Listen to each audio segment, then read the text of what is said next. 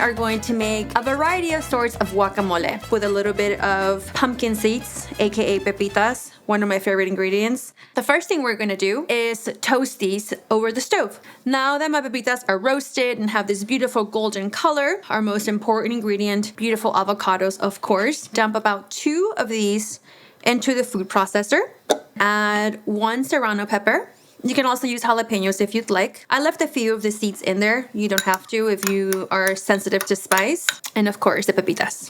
This is gonna give it a beautiful, earthy, roasted, toasted flavor to your guacamole. Now we add about a teaspoon of garlic flakes. We're gonna squeeze an entire lime in here, about 2 tablespoons. We're gonna add a dash of salt. Add maybe like a cup worth of cilantro in here. We are gonna blend all of this together and it's gonna be ready for you to enjoy.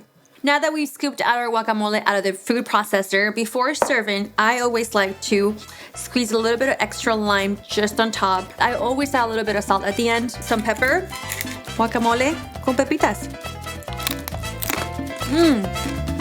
This is so good.